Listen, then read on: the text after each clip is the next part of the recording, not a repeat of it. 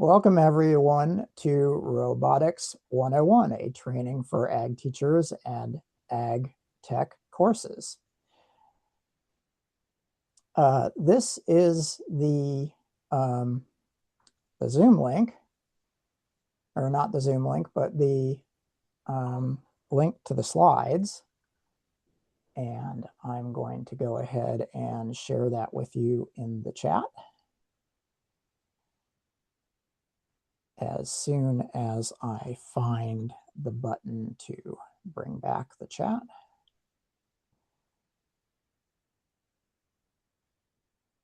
Okay, here we go. Paste. This slideshow will be useful from the standpoint of having a set of links to all the resources that we go to. So it'll be a nice one to bookmark for reference back to later. Okay, so during this workshop, we are going to be working with this small robot that's designed to be used in classrooms called the Cyberbot robot. And one of the reasons that we are doing this workshop is because in many ways, this smaller Cyberbot robot is a nice microcosm for learning some of the features when customizing this Amiga farm robot here. And so that is why we cooked up this course, and I've adjusted a number of things to make sure that there's lots of crossover between the two. As an example, we are going to be focusing on Python programming for this robot. Why? Well, because that is the main language that the Amiga uses when it's being customized for, say, robotics contests. And before I go much further down that road, I would like to pass the screen to Eric briefly to talk about the Farm Robotics Academy, and then we'll continue with our regularly scheduled presentation, and I am looking for the button to stop sharing. There we go. There you go. Well, good afternoon, all. Thanks for being here. As you know, the Farm Robotics Academy is a competition which was started in the university level, and it used the Amiga tractor as a platform that the students would build on. That was the original iteration. Since then, we have developed 3 tiers. We have a high school competition, a community college competition, and a 4-year institution competition. We're very excited to have partnered with Parallax for many of us who are classroom instructors. Our background is not necessarily in robotics. And so by providing this class, it's allowing the teachers who are veteran teachers, maybe didn't have any programming and robotics background, the opportunity to get the base understanding so that we can be competent in our classroom. You probably won't be a programming genius. I am not, but I now understand what it is and what the vocabulary is so that I can at least have an intelligent conversation with my students and other professionals. This class is being supported by UC Ag and Natural Resources Division, and we're very proud of the opportunity to present this to you in coordination with the Parallax company. Parallax has been doing this for 25 plus years, as far as I understand, and been involved with the educational curriculum in robotics. And it has been a very pleasant experience to work with them. Also, just for reference, there is a possibility of a unit of, I can wait on that if you want me to, Andy. Oh, sure. Yeah, I've got that in a slide or two. And I'll wait on that. But anyway, Okay. we're excited to have you on board, and Andy's going to be in the pilot seat today, and I'll do what I can to back up. I'm glad you all are willing to participate in getting more information for robotics instruction. Thank you, Eric. And what I'm going to do just briefly is um, bring up the Farm Robotics Academy website. Uh, and so here we are. And to get there, just simply click the tile in the lower right of most of the slides. And that'll take you to this website. And I will go ahead and also paste that into the chat. There we go.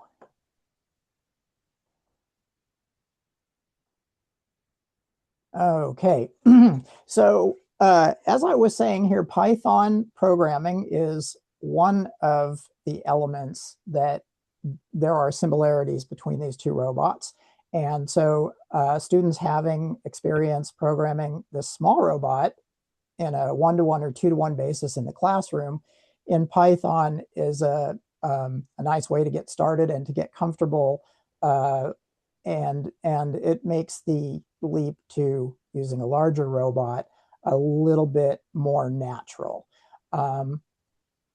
Additional things that are involved is this has a lot of AI vision processing going on in order to do the various tasks that it needs to do. It essentially is equipped with a supercomputer. And, and this small robot has a very rudimentary AI vision sensor, and that will give us some experience with that. This has sensors to, um, it has, for example, encoders to sense that how far the wheels have turned, and it uses that in its own drive system. This has servos without any feedback, and so we'll be calibrating the servos in our code to make sure that that the robot, for example, goes straight ahead. This has GPS built in along with some fine tuning features. This does have a compass built into it. This has network connection features. This has a built-in radio to allow us to network amongst microbits. So all these things in mind, even though this robot was originally developed for cybersecurity lessons, it has really been in our minds at Parallax a champ in terms of a device that we can use to provide some introduction and ground level basis for students to have and use as scaffolding to move into a larger robot in the Robotics Academy contest. So a little brief overview on what we'll be doing. Session 1 today is our overview, which we are in the middle of. We'll talk about TEC 1940-2026. That's the 1-unit class, graduate credit class that you can sign up for $85. I'll get to that. The microbit, the Cyberbot board, and Python scripting. So the board on top of the Cyberbot is what we'll be focusing on today. Though, if things go quickly, we'll go ahead and actually build the Cyberbot as well. We'll see how that goes. Session 2, we will focus on motion control. And this will also give us some room for any catch up we need to do on session 1. Session 3, we'll be working with contact sensors and environmental sensing. We'll use a light sensor. Session 4, we'll be working on following roads. That's a thing that any tractor robot might want to do. And we'll use some of the sensors that were that came in your kit for that. Session 5, we will be integrating the Husky lens, the vision sensor that that we looked at, this little guy right here, into the robot. And then in session 6, we will work on integrating the sensor together and doing a robotics agricultural style application. Okay, so about the TEC 1940 unit, it's $85 for a semester unit. This is optional. And if you want to sign up, you'll be signing up through Fresno Pacific University. A link to that will be on the next slide. So you'll be registering individually for this, and then we'll want to see that you completed all 6 sessions. For those of you who are unable to make a session, generally speaking, the assessment for this will ensure that you've done everything that's required. So here is a direct link to the online registration. And the reason I said that the assessment will tell all is simply because the final integrated robotics demonstration, if you submit that part, we know that you've basically completed all the sessions. Also, a short classroom application reflection. In other words, you're just going to basically design a class session that's using the robot. And one thing that might be cool, I haven't bounced this off of anybody yet, I just want to put the idea out there, might be that if there's a possibility of dividing and conquering here by having folks each pick a different topic to do their class session on, and then we might be able to put those together into a collection. That is a thought I had right before the workshop started. I didn't get to bounce it off of anybody, but we can we can potentially talk about that as an opportunity. But for those of you who really are interested in a particular, doing a particular class session on the on ag robotics with this setup, you can do as you will. But if we want to get together and maybe set up a larger framework and stick little class sessions into it, it could end up being to our advantage later. I can So, work on something like that. I'm sorry, Eric? I'll work on something like that and send it out. And if everybody's interested, jump in. And if not, you'll be Okie on your own. dokie. Yeah, so you really are free to, there are, as far as the class is concerned, there's no actual constraint on which robotic topic you pick. Just one of them that pertains to what we've used here in the workshop. Okay, a little bit about Parallax. It's a small business in Central California, just outside of Sacramento and Rocklin. And they've been in business since 1988 and in education since 1997. This is Ari Alvarez, who is hosting the meeting today, and I am Andy Lindsay, your presenter. A little bit about myself. I was an applications engineer at Parallax for 25 years. I am now an independent contractor, and my very first contract is with, you guessed it, Parallax, doing this workshop. I have been focusing recently on the Cyberbot robot and also using the microbit to do electronics lessons, especially when it comes to sensors. That has a lot to do to feedback into this little robot. I also teach at a couple of local community colleges, both American River and Sierra College, and I focus on robotics and sensors and microcontrollers and digital processors, though every once in a while I also do teach an intro to electronics course at one of the schools. I have my bachelor's in electronics engineering from Sac State, and while working for Parallax, I wrote 10 educational textbooks, developed educational kits, circuit and program applications, product design, web content, and teaching PD workshops. So that's what I've been doing up until this point. This is the microbit. Everybody has taken this out of their kit, hopefully, at this point. And so a little bit about the microbit. It's kind of a microcosm of a programmable cell phone. We have a display, a touch interface in the form of two push buttons and a little touchpad. Um, Here is a speaker. The main processor is right here on the back of the microbit. And this is a combination compass and accelerometer.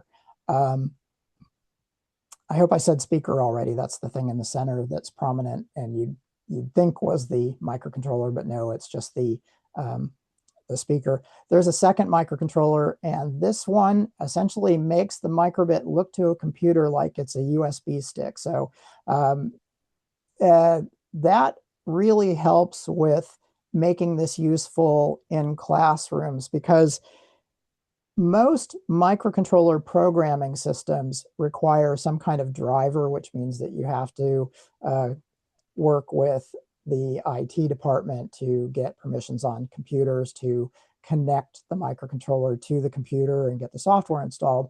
With the microbit, because this looks like a flash drive, most of the time you can just plug it in and the computer recognizes it. And additionally, their web programming interface it runs in either Chrome or Microsoft Edge. So most computers already have that. There is a peripheral battery socket and a push button for restarting and powering down. If you want to power down, you just press for longer. Let's see, yes. And then very importantly, this edge connector right here. So the tiny pins on this microcontroller, many of them are connected to these plated surfaces on the edge connector of the microbit, and that's what allows us to plug it into an adapter that goes into various prototyping systems like the Cyberbot and that breadboard that you saw here. So here it's connected to the printed circuit board, and then here it's connected to an adapter to the breadboard. And then last but not least, it has a built-in radio. This is the antenna for the radio. And this is great for robotics examples that involve remote control, that involve swarm robotics, that involve sending data back to a base station. All kinds of great things can be done with this, this little built-in radio. It's one of its intentions is to make it programmable over Bluetooth, but when you do that, you lose the ability to use the radio in a more open way, allowing microbits to talk amongst each other. So that is the microbit and its features. I'd like to mention that instead of repeatedly asking, are there any questions? Although I will do that sometime. Oh, and there's a mic too, by the way. I will ask for questions, but I do encourage you to just jump right in if there's something on your mind that you want to know about. Just unmute yourself and say, hey, Andy, I've got a question. Alternatively, you can also paste it into the chat. I tend not to notice it, but Ari can often give me a shout. He might just text you back, or he might give me a shout out if it's something that everybody should know and that I maybe forgot to say. This particular page right here is kind of a good warm-up for the microbit, though I am realizing right now that I kind of put this, we'll have to come back to this page because I want to make sure that everybody's up and running during the Zoom session with their microbit. But what this is this Make It Code It page has lots of projects, and the way they progress is a nice warm-up for how to program the microbit. For example, displaying a heart would be an example of a device communicating with us, the user. A beating heart is an example of another fundamental thing that microcontrollers do, which is repetition. It's repeatedly displaying two different images with pauses between them. And animated animals is similar. Now the emotion badge, where you press one button to get a smile and another to get a frown, that is an introduction to conditionals, the ability to use code to make decisions based on inputs. Then further down here, we have the step counter, which also incorporates remembering a value and calculating with those values. And together, that's communicating, remembering, repeating, deciding, and remember, calculate, repeat, decide, and communicate. So that is 5 different features, and they're all in one step counters. And it's a fairly small script. And when you follow the link as I just did, so I essentially just clicked the tile, couple little videos to talk about it and a brief explanation. And then it heads up here that you have a choice of using either make code, this is a block code version of the code, or preferably for our context, I think Python is going to be better. And we will be talking about how this does what it does, and I'll loop back around to that.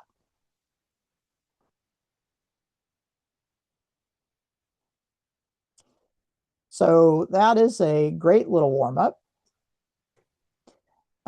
This slide has a link to our block programming version of all of our chapters that we have published at Parallax, starting with a getting started primer with the microbit, and then how to write scripts with the microbit or programs. And so what you can do with these kind of resources is simply have students follow along with the step-by-step tutorials and learn as they go. So this can be assigned as homework. And you can also, if you're teaching with the microbit and cyberbot, you can take, for example, images and certain instructions and put them in slides. So that's a good resource. This is a student-facing resource. Now, here is the link to the Python equivalent.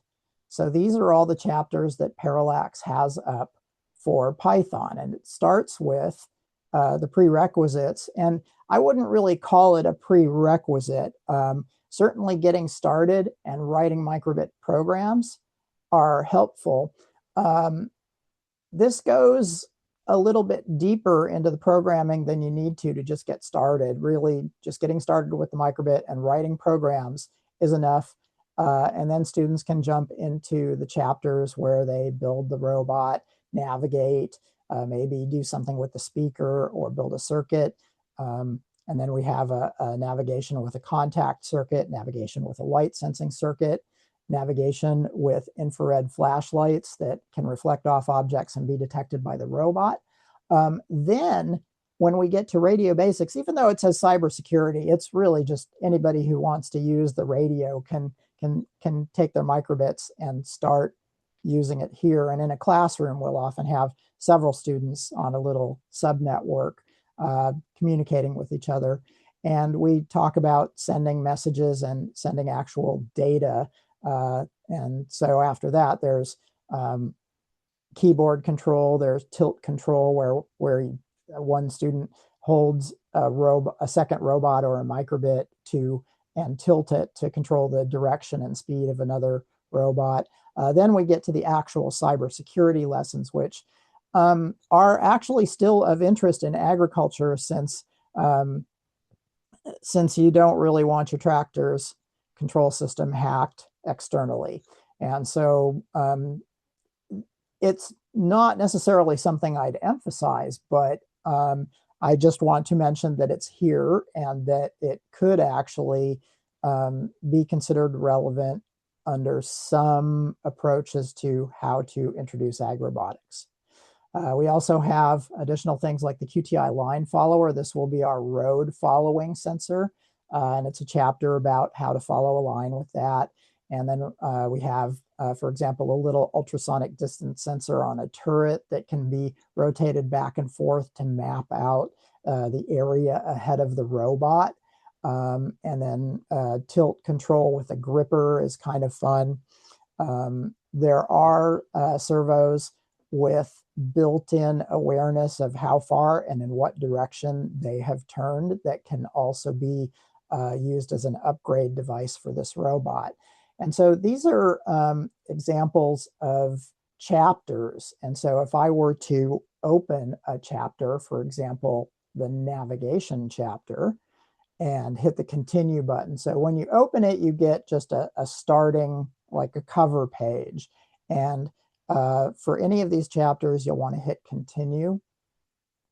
And then we'll be taking a look at this more closely, but I'm just diving into one of the pages in the chapter that's talking about how to control the wheels by going forward, how to make sure it goes straight forward instead of at a curve if there's differences in the servo speeds. And then good student test and fill in the blank kind of material to get used to straightening out their robot at certain speeds.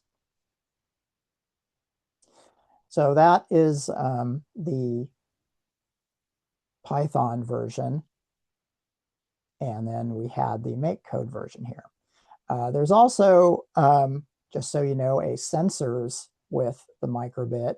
It's just a little booklet of applications. And again, I'm hitting the continue button on the right. And you know, of interest might be the photo transistor for light sensing. And here we have the laser ping sensor for distance sensing. It's another, it's kind of like the ultrasonic distance sensor that we showed as an optional add-on to the robot. And let's see here, we also have a moisture sensor and a liquid level sensor. And together, these things are just things that might end up being useful as optional add-ons to the robot.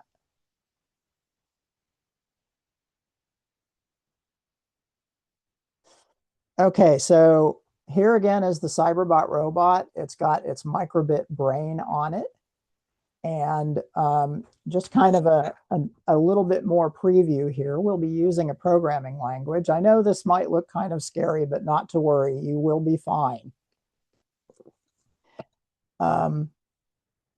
We make sure that everything is doable. We're mostly sharing code examples, and I have also put together some additional resources for you, kind of a summary sheet to help Python be the kind of thing that instead of, I don't know, it's actually going to make some sense without having to read a 300-page book. So in this example, the magic statements to make the robot go forward and then do that for 3 seconds and then turn in place for 3 seconds and then stop are here. And so this is essentially what we get out of the motion. And one of the things about programming in Python or any other language is there's typically a built-in statement for repeating something a certain number of times. So instead of copying and pasting this little bit of code right here 4 times, students can be guided through, okay, well, indent it and then put it below this 4 and in range 0, 4, and that'll repeat the motion 4 times.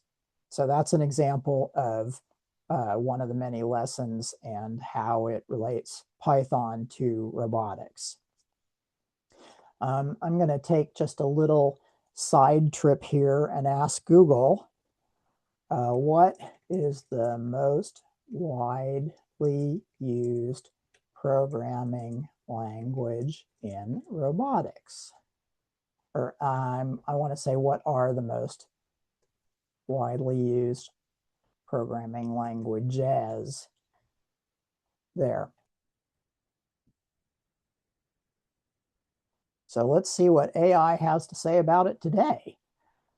C++ and Python. So just a case in point, you are the students using the Cyberbot we'll be learning one of the two most widely used languages. And I always recommend starting with Python. Students who want to move on to C or C++, it's just not a great language for beginners. It's a great language, but there's a lot more stumbling blocks built into C and C++ than there is in Python. And by the way, that's an opinion. But it's also kind of from personal experience. I just notice I make programming mistakes a lot when I'm programming in C, whereas when I'm programming in Python, it seems to be a smoother path to whatever application. So here's a slide with benefits of using the Cyberbot in the classroom. And the thing I like about it is that it allows for one-on-one or 2-to-1 student to robot ratio projects. And that means that everybody gets to learn and gain a common ground for what they're studying. Here's an example of the whisker sensors that you'll be doing in the third session. And we also have some light sensors. Now this is just responding to light, but we're going to use it to park the robot tractor in the barn. And then this is the non-contact. I'm just going by this one because I want to conserve time a little bit. And I did want to show you this one though.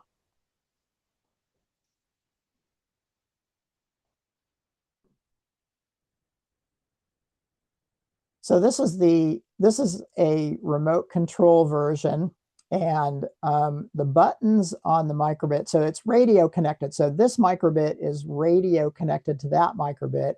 It's using the built-in accelerometer that I mentioned earlier to measure tilt, and then it's transmitting those tilt values to the robot. It's also transmitting which button is pressed or not.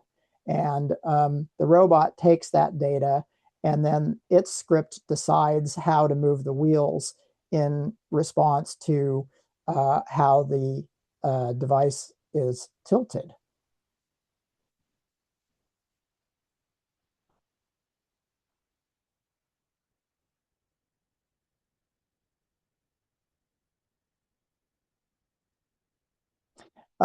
These slides are mainly to let you know where the main resources are for both students and teachers. So if I follow this link, that's not right. This is the cybersecurity.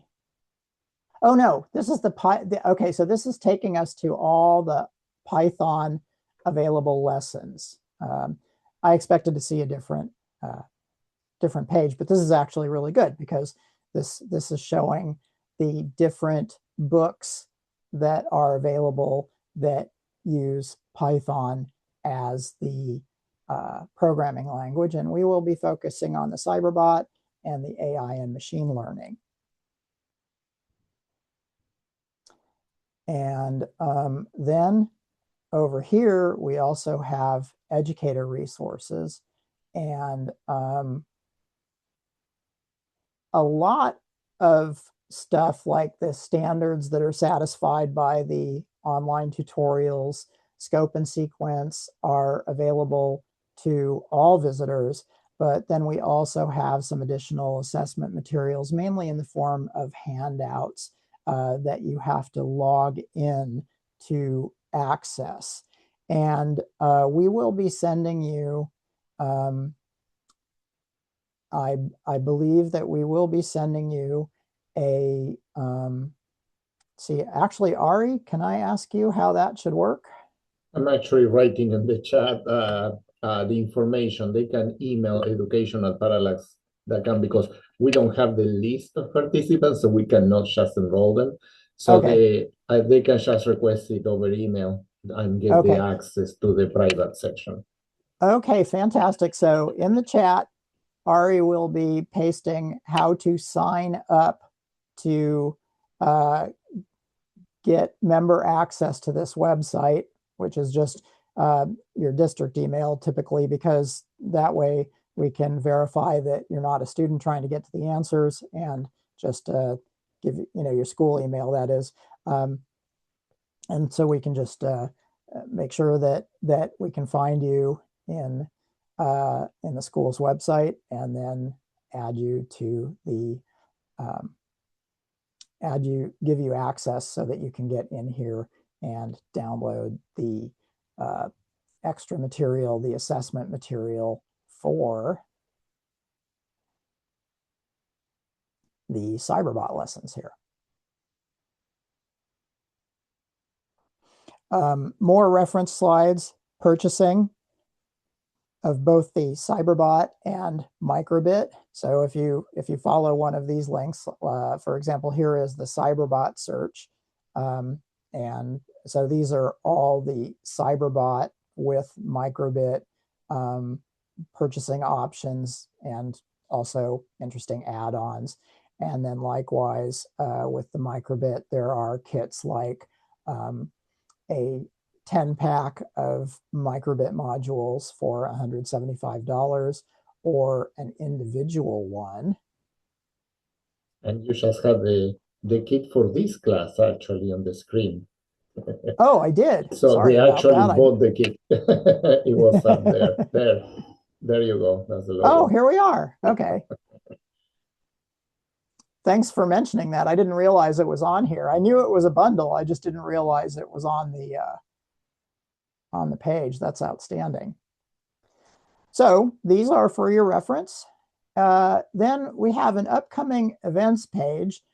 This is the main event that's happening in the near future, but I'd like to mention that we also have on-demand workshops. There is a strictly, hey, you've got a Microbit, how do you use it in the classroom? What are your options? How does it work?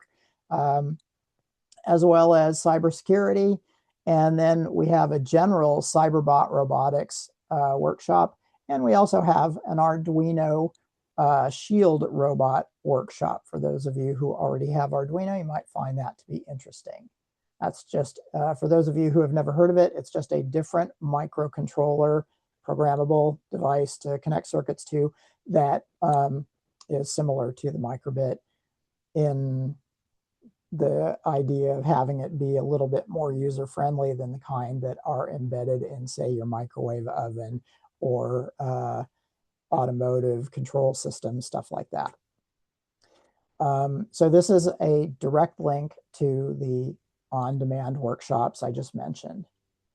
And with all that said, it's time to get started. Okay, so let's see. We are about a little over half an hour in, so we're doing great time-wise. So most of us have already done this, but I'm going to walk through primarily because some teachers may not have been able to attend today. And so I would like to make sure that everybody's got what they need. This is not the correct kit. I apologize for that. I missed that when I was updating this. One thing I would like to talk about, though, is this link, which I will paste into the chat. I put this together today. Well, I've put this together over the last year or so, I should say. What this is essentially, it's a 10-page summary of programming in Python that students can use as a reference. And I have not finalized this for my classes yet. What it is, though, is in the classes that I teach for the, hey, let's learn Python quickly and understand it well enough to be dangerous. These are really the basics. And so we start with, well, you always need this at the beginning of your script. And then we have, okay, let's try printing something. And I am currently also trying to figure out, I knew that for you folks, I wanted to make sure to have it be code that you could copy and paste and readily use in your microbit. And so I'm going to come back here in a little while and talk about how I plan on having my students use this and some different options that I'm experimenting with.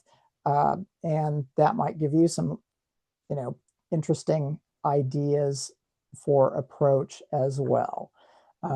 So coming back here, we've got our Flash scripts with the Python editor. And so this is the link that you probably already did. And so what I'm going to do is just demo that now as though we are only just now getting started. And so first off, what I have here are the kit that came with, or the robot sub kit that came with your package. And then a few other items. These are the QTI sensors. So this is essentially watching sensors that will be able to monitor what's underneath the robot and determine whether it's on a black road or a white perimeter to the road. And then this is the Husky Lens AI vision sensor and a servo and some other nice things like an SD card to store your AI sensor recognition data. And so we'll be setting it up to recognize plants and also colors. Also, I have a sorting tray and 5 batteries and a magnifier. Here is my magnifier of choice. It's just a phone app. And so with it, we can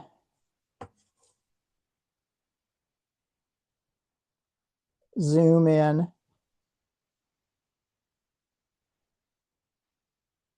very closely. And my apologies for the studio lights interfering, but this is a, if you haven't already done that, another way that will often work is just simply opening up the camera for your phone, and you can unpinch to get a good close-up of what you're working with. And then also a physical magnifying glass is just fine. Okay, so next up, opening up the robot kit.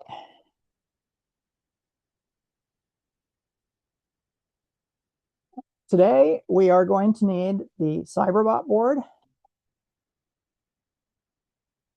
the USB cable,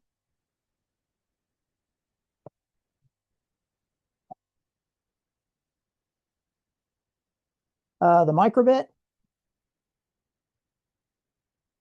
I think it'll be good to have the wheels. And then we might need the screwdriver and the chassis kit, and we will definitely need the servos.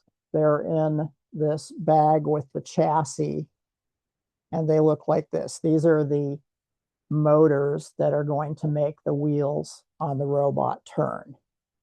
So I would recommend grabbing all those items and then setting your box aside. And then first up, there is also a small wrench in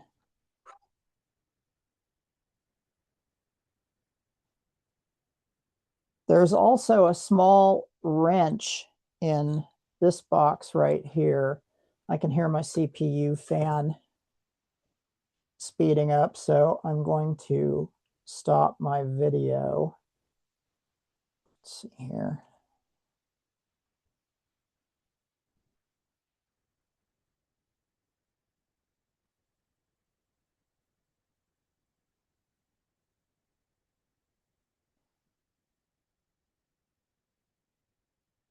Okay, so mute video. There we go.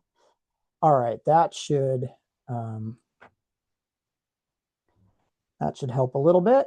Okay, and then this little wrench along with the screwdriver will be useful. So I'm just going to grab the wheels out of here. And we won't need the rubber tires at the moment, so we can put those back. And then again, the small wrench will be nice to have.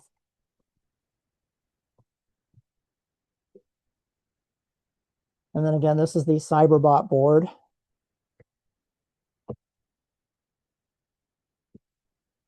And I forgot one item.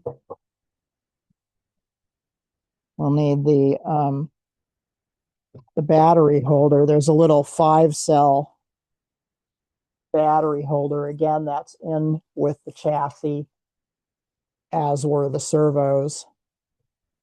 So those will be the parts that we're using, but most of them not quite right away. So we're going to set most of these things aside.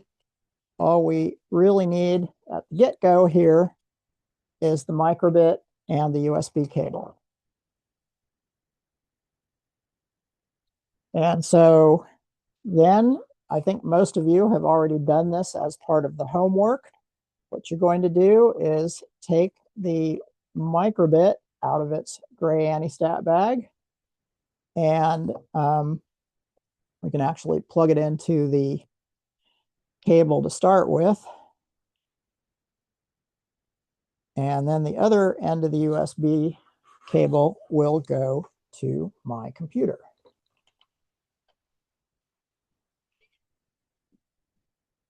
And it's going to make a lot of crazy noises until we program it to do something else.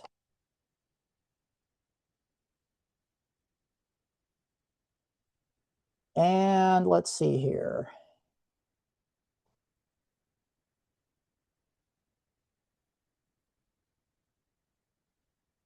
Okay, so here we are on the document camera. And bear with me a second. I need to reopen my settings so that we can brighten the view just a bit here.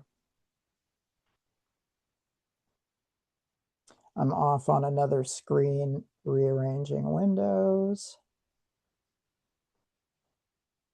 Okay, there we go. All right, so next up,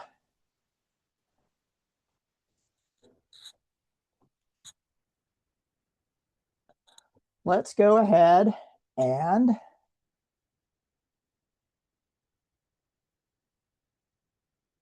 go to python.microbit.org.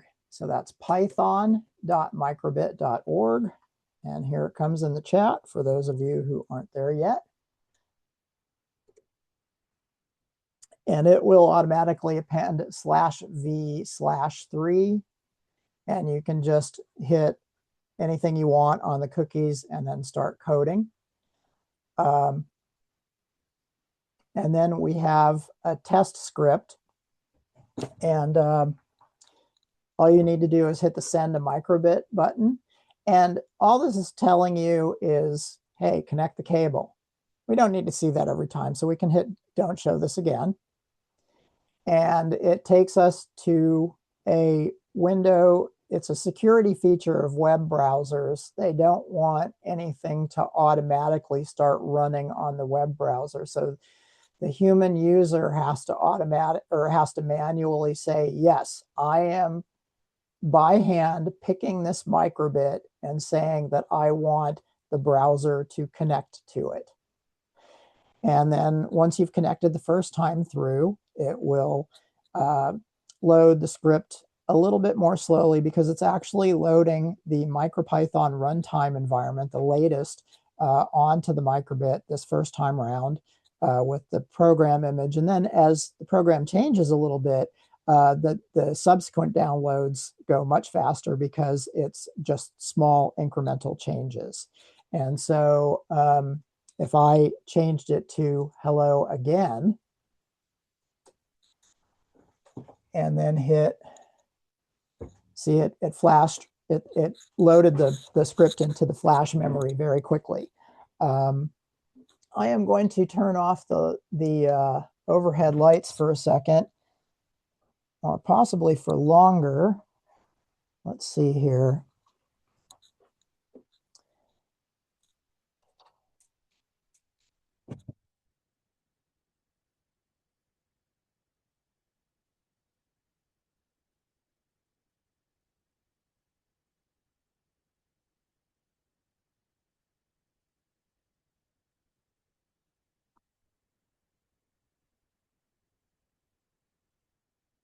Sorry for the delay here.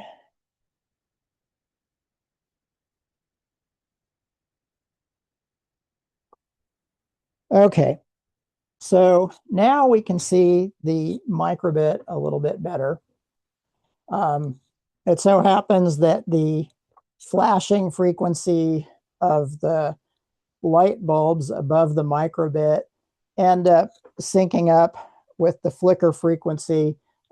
This is a scanning process, so it's actually rapidly blinking each of these lights. They appear to be on, but they're blinking. And when the studio lights above are also flickering, it makes it difficult to see what the microbit is actually displaying.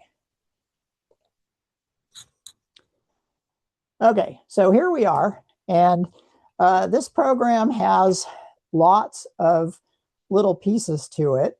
And now what I'd like to do is go back to our scripting overview. And this I put together to essentially contain all the answers that I make students give me when I use this document, or when I have students go through their own Python primer. And this is a place where I'm trying to come up with the most effective and reasonable way to do it, because what I notice is that students will shade and copy some text, and then I'm actually going to do the display with the microbit one. So they'll tend to shade and copy the text and then run it. And then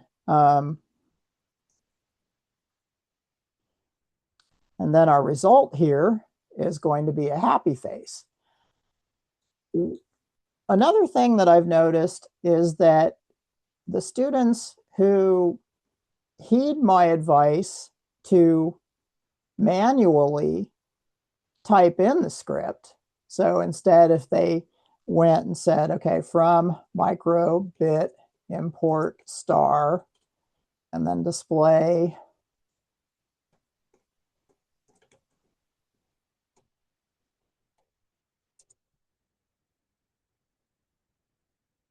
and then display dot show image dot happy. This process of first really reading about what they're about to enter, and then hand typing the code, tends to have a very big impact. And my experience has been roughly 11 out of 12 students. It makes a drastic improvement on their ability to write scripts. Just simply the act of reading about each little piece and typing in the script, and then of course experimenting a little bit, or answering a list of questions about what they just did. That makes a tremendous difference. Now, the 1 out of 12 student that tends not to benefit from typing in the code tends to also have other learning issues. And so I'm hesitant to say that it's um, it's only good for 11 out of 12 students, because that 12 out of 12 student may not have uh, may have some cognitive challenges to learning how to program. And so the students that I've seen that did not benefit from this activity of simply typing in scripts also tended to have additional challenges learning wise. And I'm still looking for ways to reach them. And I'm also open to, you've got my email address. So if you have read any articles or seen anything on how to help students learn to program when they're facing challenges that typing in scripts and observing how they work don't do anything, I'd love to hear about it, because I'm still looking for ways to reach those kids. So for you, if you're interested in kind of a quick course in Python scripting, this is a 10-pager. Well, 11, but really just barely 11. And I would say that really the first 5 pages would be homework that you could do, just hand entering the scripts and reading the explanations. Now, I will be calling out things as I go. This is a calculation, this is communicating, this is a variable. I'll be calling out essentially items from within this document. And another important resource for you to go to is going to be getting started with the microbit and Python. So this is the how-to program tutorial. So if you are the type of learner that benefits from full instructions, these are them. And I think that I followed the wrong link. I was actually looking for, I was looking for the next slide. This slide right here is a direct link again to the writing microbit programs chapter. And what this does is it takes a little bit longer, but it is also a set of activities that you and or the students can do. And again, typing the code makes a big difference. So in the classes I teach, I actually create handouts from this, and I paste in my code. Well, let's take one that actually runs. So here's one that runs. The one above it, immediately above it, was a snippet. It doesn't have from microbit import at the beginning. So this is just a snippet of code in a try this section. And so what these lessons do is they take you through, they have you try something that works, you learn a little bit more, and then there's a try this where it's a suggestion to modify the code, not to be confused with the fully running program or script as they call them in Python. And then here we are on a second example script that is an image. And in the interest of time during the presentation here, I'm going to be copying and pasting and having us copy and paste scripts a lot. But my recommendation, regardless of which resource you use, is to read the information and then hand type the script side by side with your Python editor, and then keep on going through all the rest of the lessons. And that will be the best way to pick up Python as a programming language. And that is the best way for students, for the most part, to pick up the programming language as well. And the main difference between these two handout, or between this handout and this resource that's published by Parallax, is that this is an entire chapter in a textbook, whereas this is really more of a cheat sheet. And both are valid. And probably for next semester's class, what I'll be doing is I'll be taking this and maybe pasting it in here. Well, if I was tasked with learning the language, I'd be hand typing it. But for my students, I would most likely do a screenshot of it.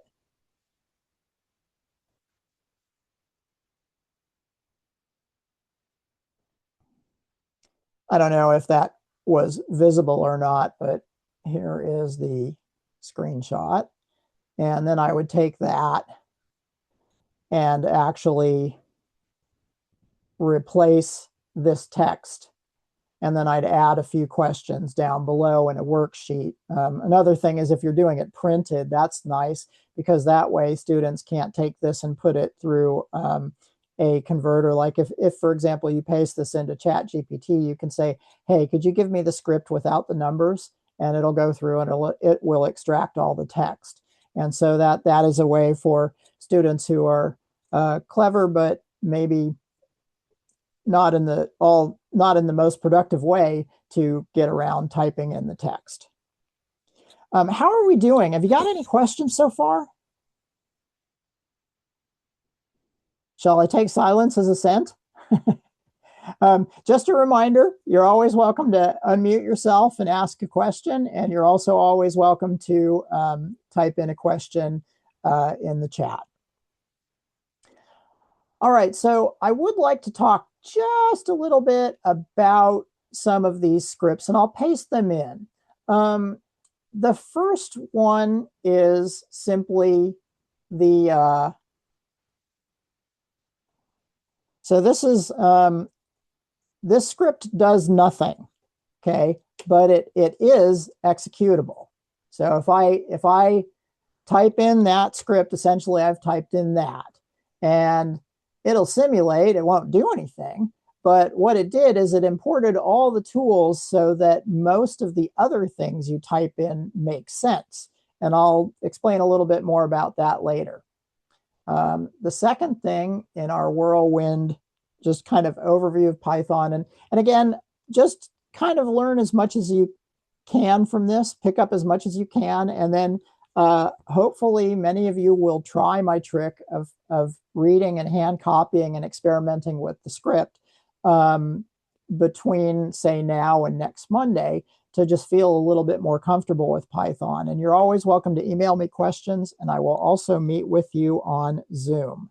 But it is now 4:49, and what I'd like to do is set up a 5-minute break. We will reconvene after I run this. Okay, so here we are. We're running it, and then if I go to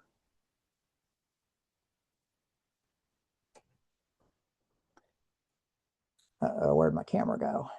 Here it is. So I'll go ahead and run it again.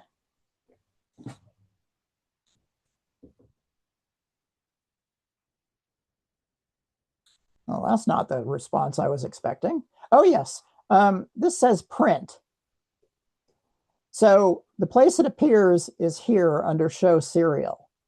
So if I run it again, well, we can see right here, it said comments do not run. And if I hit send a microbit again, it will display comments do not run. And then since it ran out of statements, it exited and went into something called REPL mode that I'll loop back around to. In order to make this display on the microbit screen, instead of print, you have to use display.scroll. And then when you hit run, instead of displaying here, this will be empty. But comments do not run. And so what this is talking about is that you can have a hashtag to comment out a line, or you can use 3 apostrophes or even 3 quotes if you want to comment out a block of code.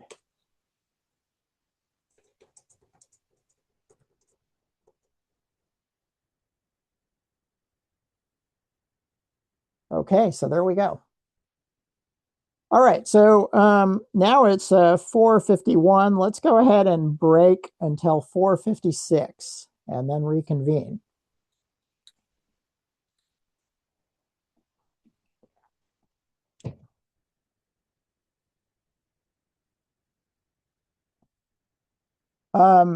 Question for Ari and or Eric.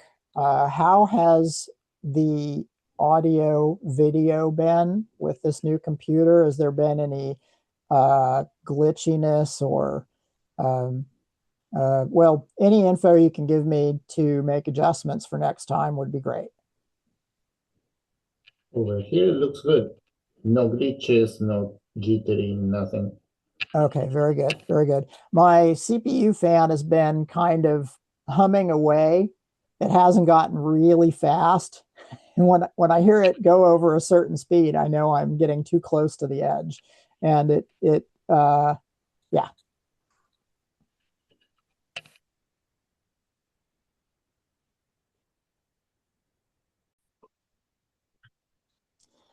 Okay, so I had a great question from Eric during the break, and that is, okay, Andy, are you going to talk about saving and opening? If that's a fair enough summary. And the answer is, well, I kind of forgot about it, so let's go ahead and talk about it. So let's say that we have just the default script. So I'm actually going to close my tab. You don't need to do this. I'm just going to start from going to python.microbit.org again. And it always shows us a default script. And when we run it, well, we see the heart, and then it displays that for 1 second. That's thousands of milliseconds. And then it displays a message, scrolls a message across the screen. So let's say that we want to save this. That's 2 steps. Number 1 is give it a name. And then number 2 is hit the save button. So here's number 1. To give it a name, you're going to click Untitled Project. And it's true that you could leave that the name, but that ends up becoming problematic later. So we can say, let's call this the default project. Okay, so now we've named it. And then next up, hit save. And what it's doing is it's giving you a message saying, all right, I put that in your downloads folder. And I hit don't show again. So if we go to our downloads folder,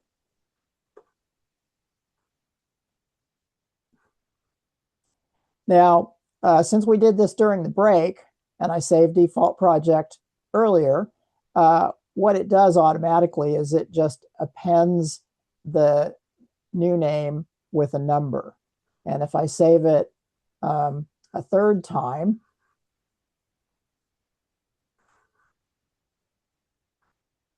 you'll see that it automatically increases that number. Okay, now to open, so now we have these saved programs or scripts, and I can delete, I can say, let's say I've been working on a project and I want to go back to an earlier revision. Well, we can hit the open button. It's going to take us to downloads. Now you can, use your browser to go wherever you store them, but I'm going to be lazy and store them in downloads. So we can get back to what we were working on earlier by simply hitting the open button and browsing to it and opening it. And I can make changes to this too.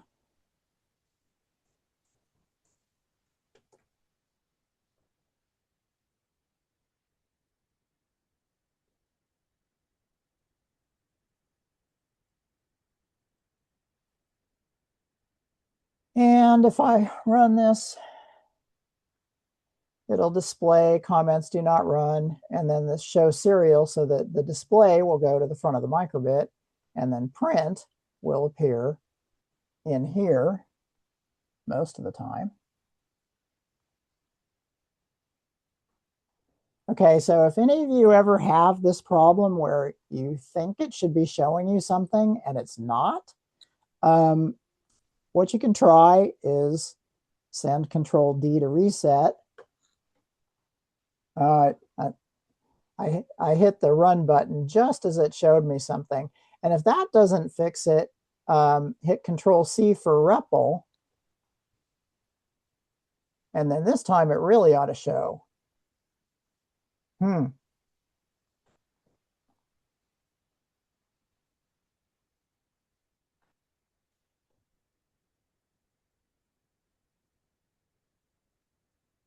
And worst case scenario, before I do this, I'm going to just add a little delay at the beginning. The sleeps. Oh, here we go. I don't know why that took so long. It doesn't normally have a delay like that. But those are normally the things we do, and then a little bit of patience, and you should get something.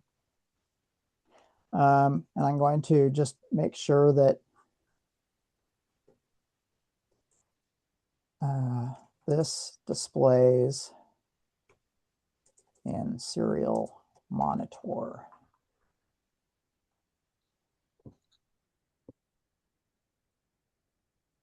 See how long it takes for that to appear. Oh, you know what? It's what's happening is it's taking time to display on the front of the microbit. And when it's done with that, that's when we see it here. So if I were to, for example, move the display.scroll, the one that goes on the face of the microbit, before the print, which is the one that shows this stuff, and run it again, now it should display here promptly, which it does. Okay, so again, we can save our work. So I've modified, now this is comments version 2. And then we can go back and open something else like default project 2. And then we're back to that. So save button, open button. For the most part, avoid these 3 dots that allow you to save it as a Python script. The .hex extension is a lot more useful, and some school computers might actually think that downloading a Python script is dangerous and end up refusing to do it. There are uses for Python scripts, which I can go into possibly during a question and answer session, but for now, just stick with hex scripts. I'd also like to point out that whether you have a Mac and Finder or a Windows machine, you can typically, if you have the Microbit Python editor website open, you can actually drag files directly from Finder or Windows files directly into the Python editor. Now, if you try to drag it onto a page that's not the Python editor, what you'll actually see are the hexadecimal, that's base 16 machine codes that are loaded into the microbit. And that ends up, go ahead. Can you give me like an actual application for the print stuff below and the serial area? Like what would be an application? Why would you use that? Mostly to see what's going on while your script is running. For example, you might have one microbit connected to your computer, and what it's doing is it's listening for messages from the robot and then forwarding those messages to here. Okay. And so through here, you can end up seeing indications of what the robot's seeing in terms of, say, a contact sensor or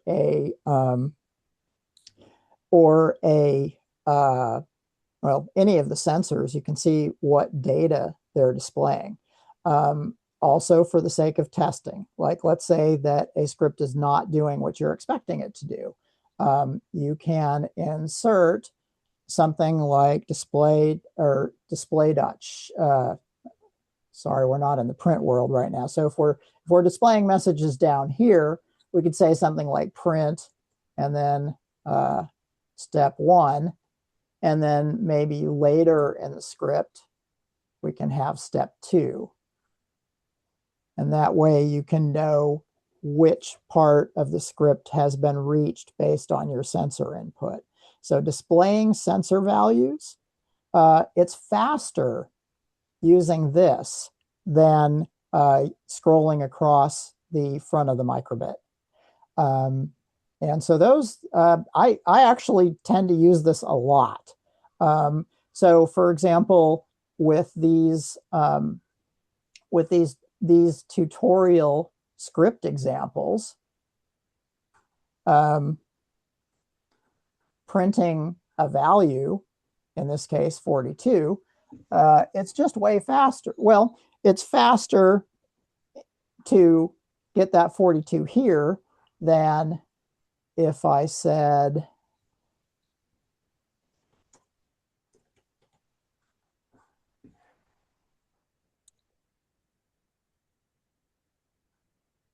so it takes longer, and especially when your messages are longer. I got you. That makes okay. sense. Okay, and I figured too, it's probably something because we're on the front edge of it. We're going to get there, but just curiosity. No, I'm glad you asked. That's a great question, really. Yeah, I just chime in. I know this is a small robot, but like if you did put the water sensor on there, the height sensor, you could have it print there to tell you what the values are without having to be looking at that screen and trying to see what it's telling you on that, and it's repeating the number, so it can be confusing. Okay, where's the beginning of the number starting? So you can get just a real quick thing that's going to show you exactly where that value is from that sensor. That is very true. Yes, I agree. Now, on the other side of the coin, it can be nice to have, if you're out there remotely and not connected to a computer, it is handy to have that little tiny screen, slow and cumbersome though it may seem, to see the values. Another thing here is that you can actually connect graphing program. You can disconnect this and connect a graphing program and get graphical versions of it as well. So this serial data, if it's, for example, comma separated numbers, you'll get good stuff. So just a real quick idea of how Python works is, first of all, I'm just going to paste in a few of these and talk about them. So we have, this is what we put at the beginning of all of them. And it turns out that these two particular statements, it doesn't need that. But this is a way to type messages into the microbit. And this is, I'm showing this over the simulator right now. So if I type hello and hit enter, it's going to say you typed hello. Then it runs out of statements and goes into its default REPL mode. And so we can also run that here. And now now it's actually running in the microbit. When I type hello or hi, that's going to be sent out the USB cable to the microbit, and then it sends back you typed hi through the USB cable. Then the next one is displaying it on the screen itself. So now we're seeing those same messages on the front of the microbit. And the thing to be aware of is that display.scroll and display.show is another version, will do it in the front of the microbit. Print will show you the message in the serial monitor, which is this window here that you can show and hide.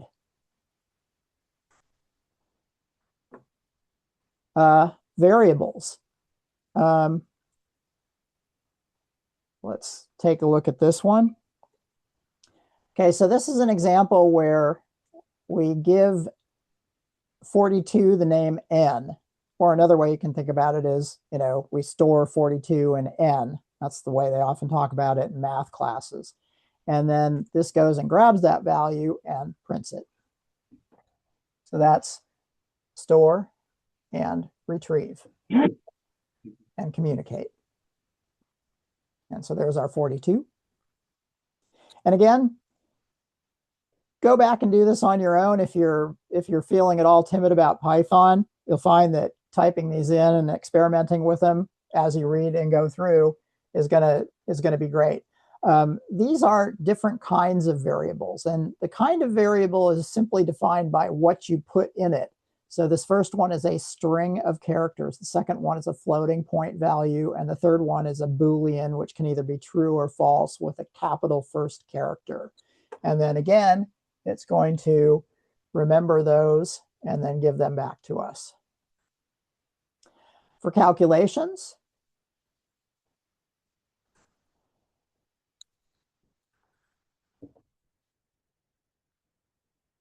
we can, add A and B and get the sum, the division result, and the remainder of that division. So for example, 3 into 10 is 9 with a remainder of 1. So there's our remainder. And this is demonstrating how to use these operators and store the results into variables. Conditional statements. These are ones that you can use to say, hey, what's true? Is A greater than B true?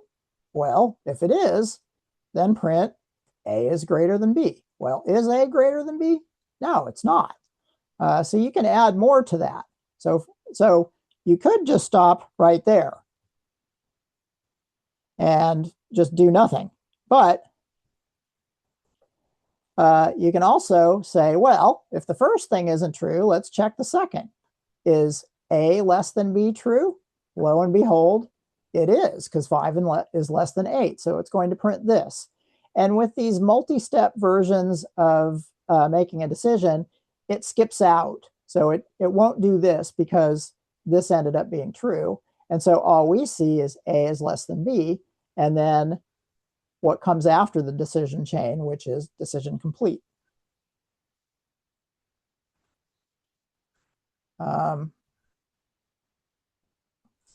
Let's see here. Where's the magnifier?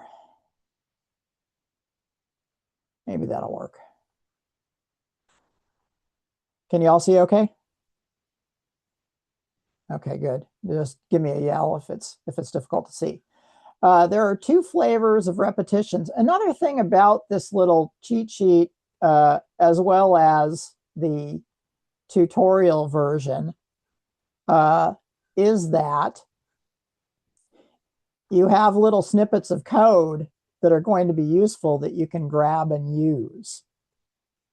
And so you could, for example, make a copy of this and add little snippets of code that you find useful to you.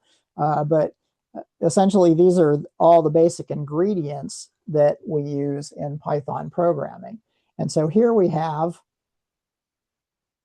a real quick count to 5.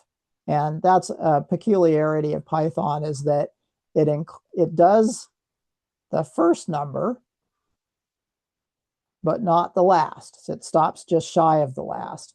And that has to do with the way things are stored on computers. It turns out that printing a string like all done and indexing the characters, counting from 0 to whatever, tends to be the way that things are accessed. And so that's why it includes the first value and skips the last.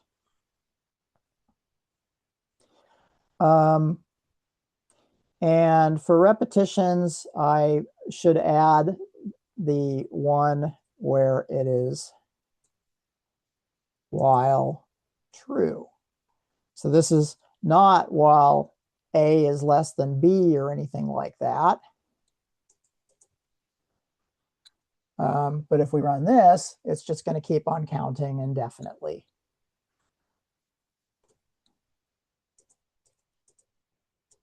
Now it'll keep on counting indefinitely. You can also read the push buttons and check if something was shaken. This is actually two separate programs. We'll have you try this one out too. So I'm pasting this one into the chat for you to try out. Go ahead and copy it from there to your microbit and hit run. And make sure to open your serial monitor. And then try pressing and releasing the button that's labeled A. So that's going to be this one. And every time I press it, it displays A is pressed, button A pressed.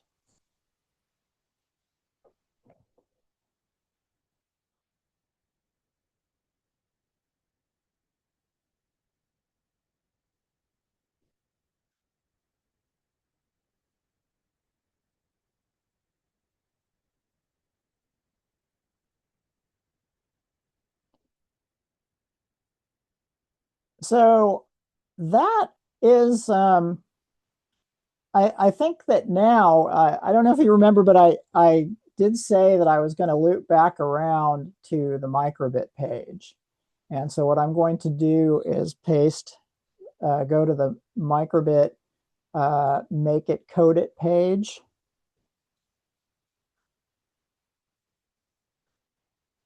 And we're going to take a look at that step counter now. So and remember, you've got make code, and then there's a Python tab. So you can switch between make code and Python. And so now we're putting together all the pieces, that being repeat and decide and okay, my apologies. Go ahead and, or let's see, hopefully I can delete this. Okay, I'm going to paste this into my Python editor first, because that strips the numbers that are displayed in the other screen. In other words, if I tried to paste from here, for some reason the numbers are appearing in the chat. So I pasted in here first and copied it, and then now you have something that you can copy into your own microbit. And when you run that,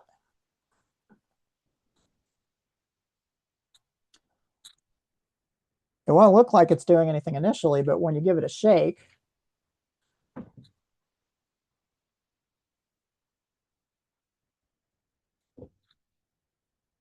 each time you shake it, it'll increase the number of steps that has been counted.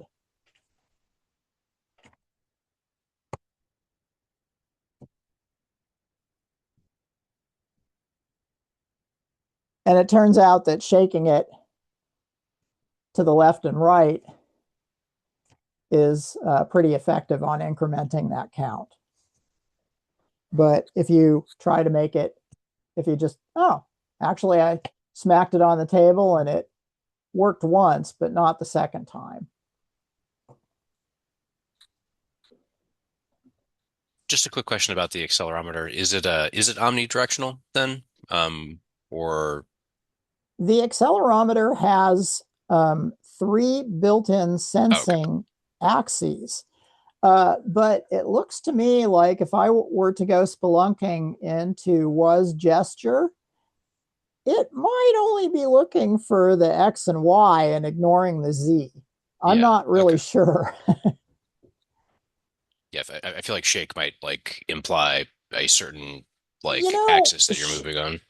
In my mind, shake should pick up every direction, as you said, omnidirectional, but it's not, or at least on mine, it's you know, if I do it left and right, it's great, but if I just, well, there we go. But if I'm not getting a good response from that. I think that's the Z axis. I'd have to look into the documentation, which incidentally is right here. So reference.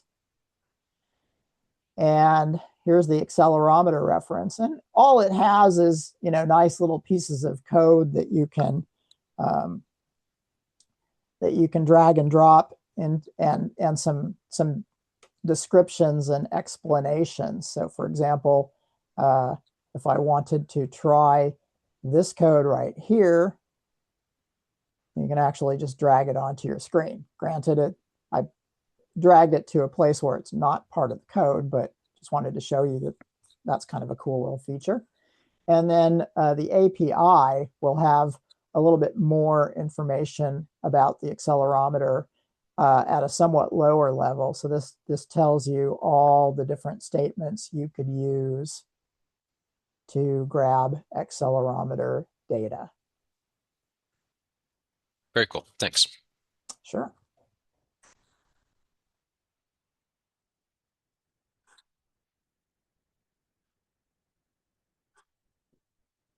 Okay. Everybody get the step counter working? Okay, got a few thumbs up, nods. All right, give me a shout if you need a little more time.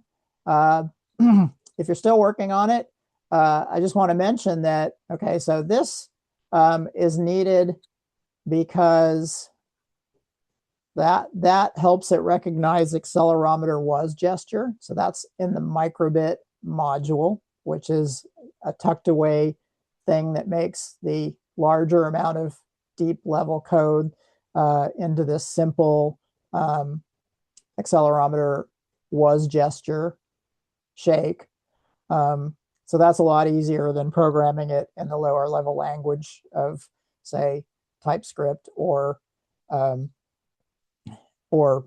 to make hex codes out of it. So also display.show is part of that. Steps equals steps plus equals 1, which is equivalent to steps equals steps plus 1, is simply arithmetic. And so that's built in Python, as is steps equals 1.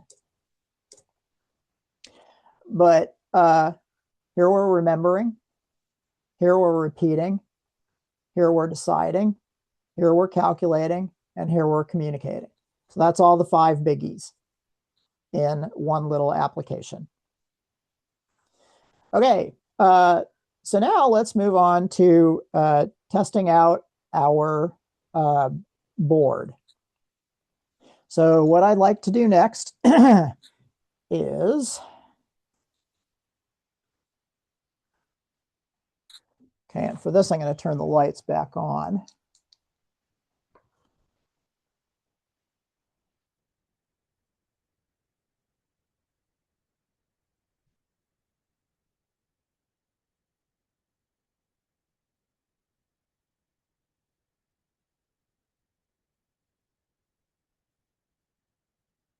Okay, got one more here.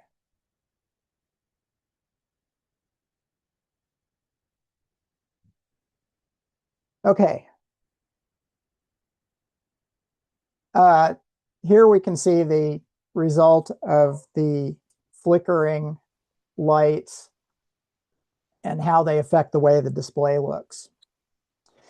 However, what we're concerned with is not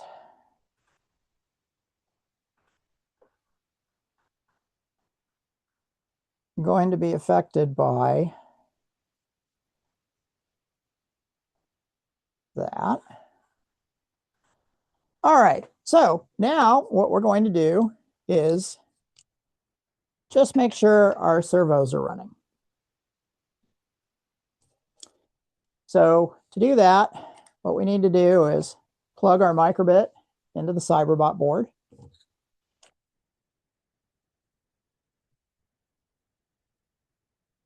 Connect the batteries.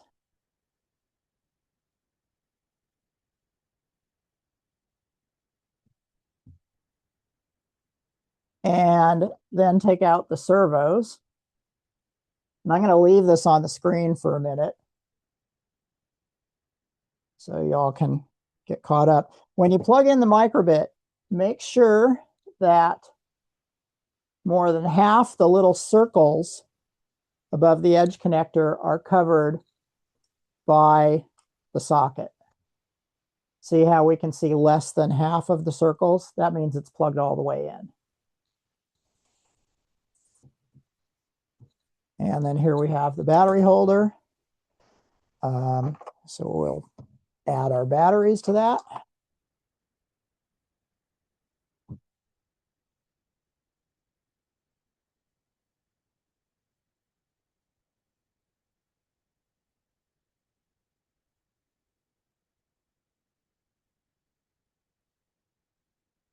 And then we'll need our servos. And it's nice to put the wheels on. We don't need to, okay, so be very careful to save these little sub bags because they have the screws to attach the wheels on.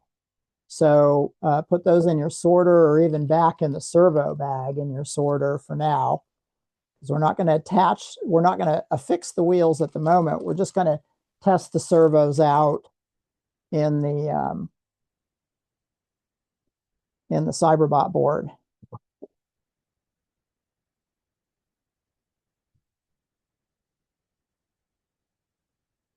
And then we can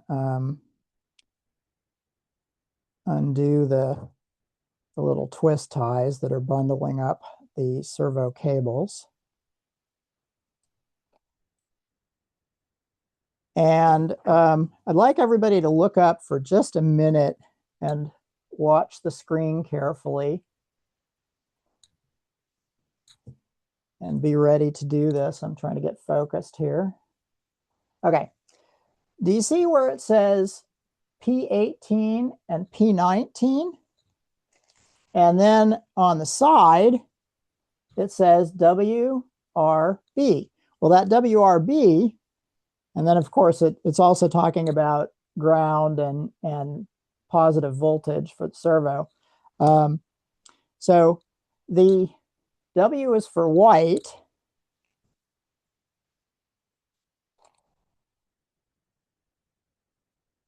The W is for the white cable. Red is for the red cable and black is for the black cable. So when you plug it into this servo port right here, you'll want to make sure to have each socket aligned with the pins on the port. And then you'll want to make sure that black is near the bottom and white is near the edge of the board. And you'll do that for both servos, and you're going to plug into P18 and P19. That's these labels right up here. So we're going to use P18 and P19 as our ports for controlling the servos.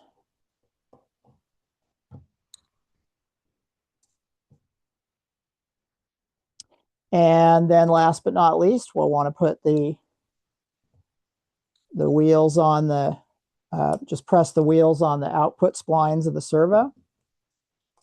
So that's like so.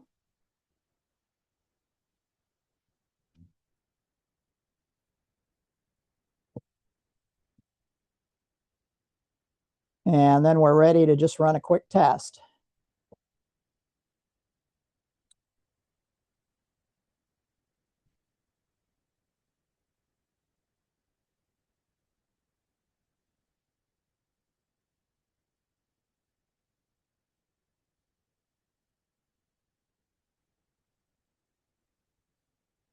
Okay.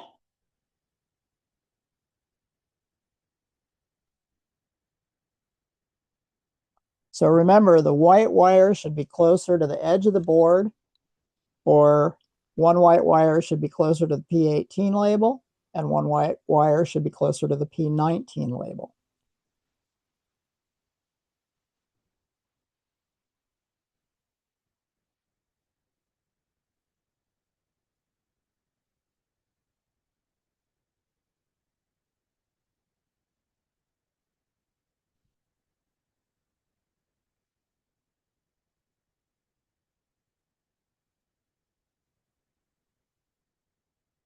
And off screen, I'm going to prepare a script for you.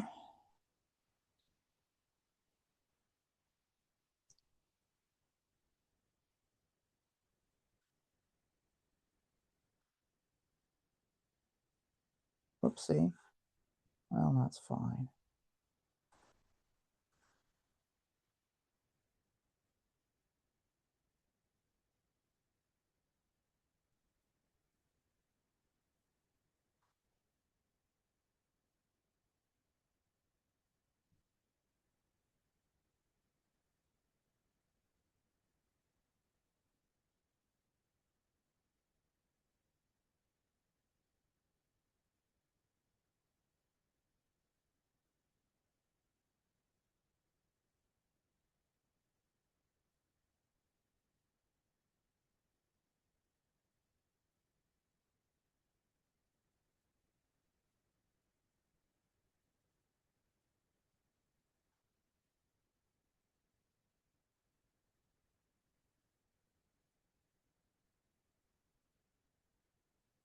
Okay, so how many thumbs up do we have in terms of got it put together, we think? All righty, excellent. Let's move on.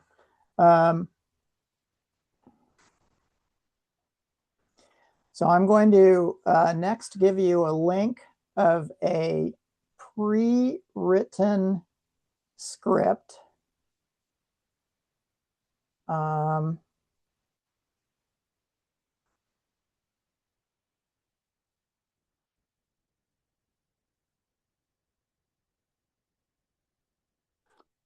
Here we go. Okay, so I'm going to send you to this page, and you're going to find Cyberbot template with Blink. And don't click it like I just did. You're going to want to right click and select Save Link As.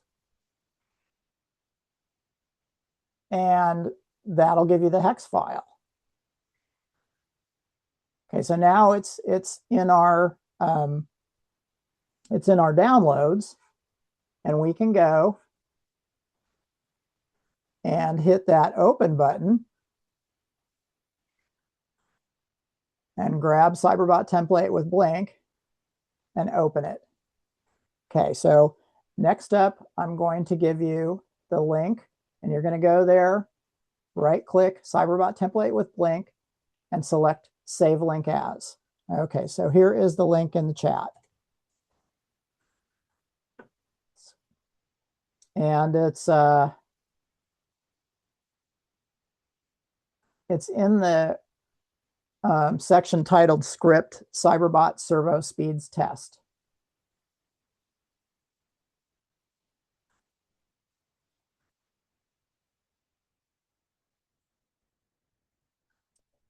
And before we make the changes shown in the script, we're just going to run it and verify that a certain light blinks.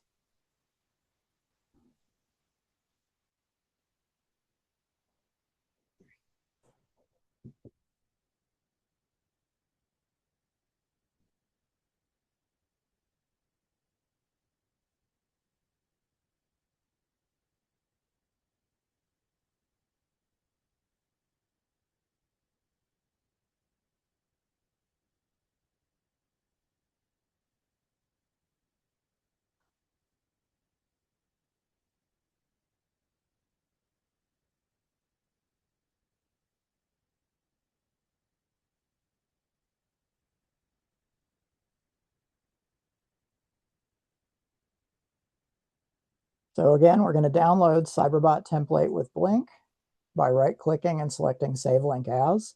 And then we're going to go to our microbit Python editor, click the Open button, and open that script up in the editor. And then go ahead and give me a thumbs up when you're ready for the next step. Okay, we've got 2, 3, 4, 5, 6. You guys are fast. 7, 8. All right. So, not sure if you all did this, but I unplugged my microbit, so I've got to plug it back in.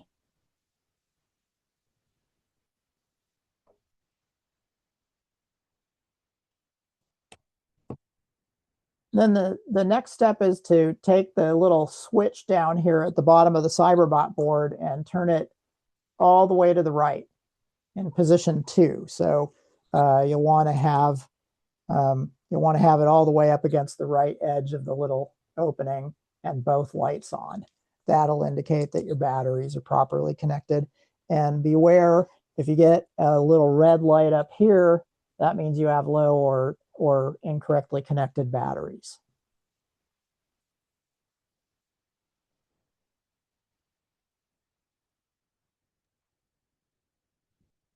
Looks like sorry, it looks like my P21 light is flashing in amber color. That would be after you run the script. Yes. So if we hit the send to is that what we're supposed to microbit, look for? Okay. yeah. So if we hit the send to microbit script, then we should see the P21 light blinking. And Okay.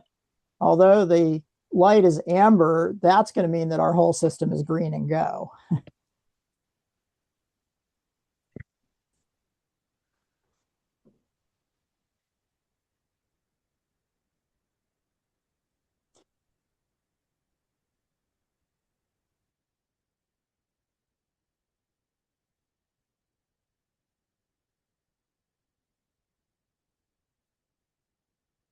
And then I'm going to give you a slightly modified script.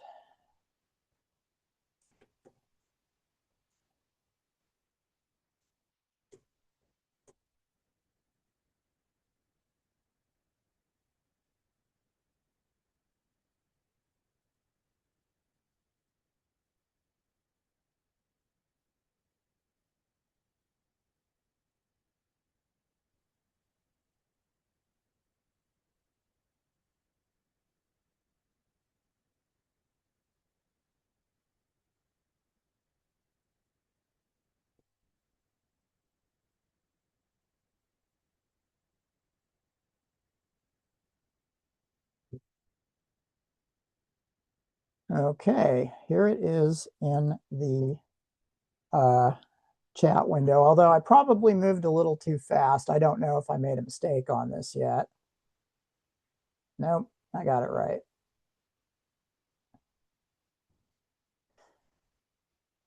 No, something's not right because they're continuing to turn. So I have an error in my code somewhere.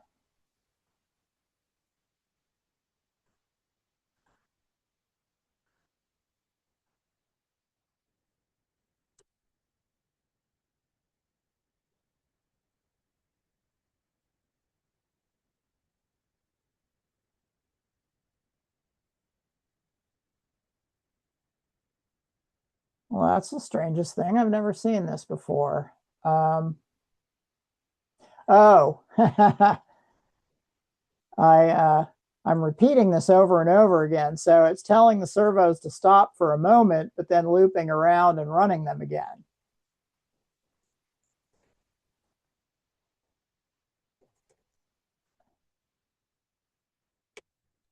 Well, that being the case, let's just have them run and then not run for a second and a half and then run again. Stop, run. Okay. So what you'll want to do is save this as servos test or something like that. Let me chat that to you.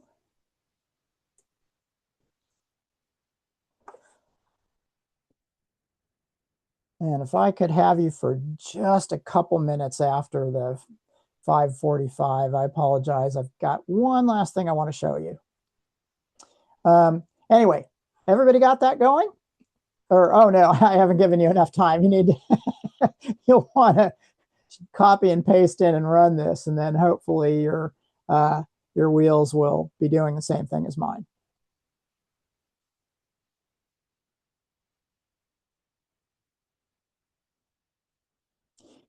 Make sure that one is turning slowly clockwise and the other is turning about twice as fast counterclockwise.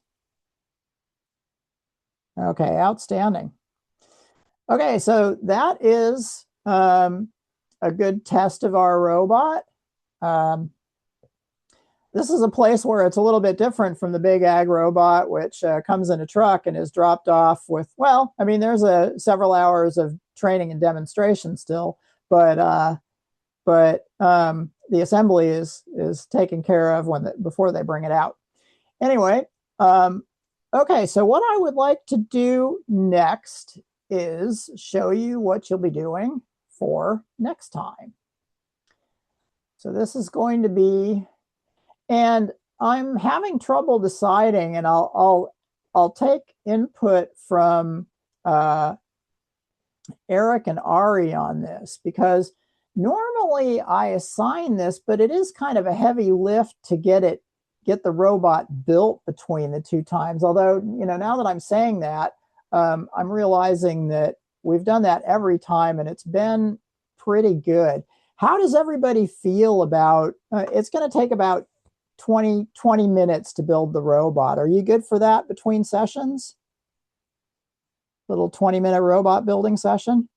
Okay, great. Well, that'll get us further down the road next time then. And so what I'll do is I'll email everybody links, and then just here's a quick overview of what it looks like.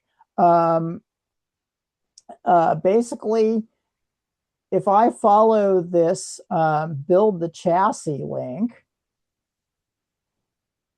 it's going to get us to the parts list. So we'll gather all those parts, and then what I just did was I hit the next page button. So this is previous page and next page. So gather your parts, hit next page.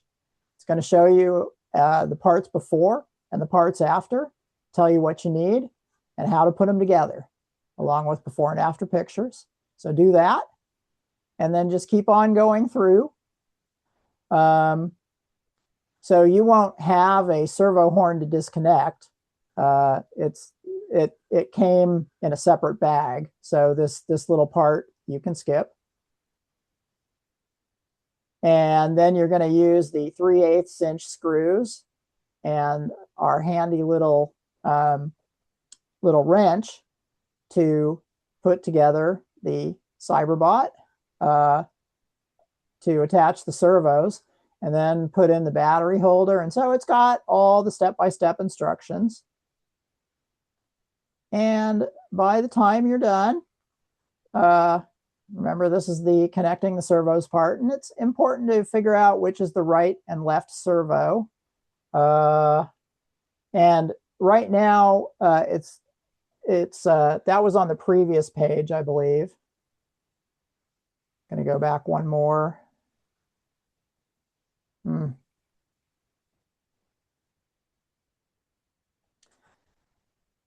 Well, we can sort that out next time because I'm not seeing the instructions. If you see right, left servo instructions, go ahead and follow them. But we will figure that out next time and just make sure that we have the right servo connected here. The right servo, incidentally, will be the one closer to the 3-position switch. And it's a tail dragger. This is the front of the robot here. The differential drive system and the breadboard are in the front, and then there's a tail wheel in the back. And so that's all it takes to put together your robot. And next time we'll test it and then work on navigation. And it is now 5:46. I guess I didn't have to keep you for as long as I expected. I will email a link to the pages that you'll be going through. Okay, let me see if I can get my video unmuted here. Stop share.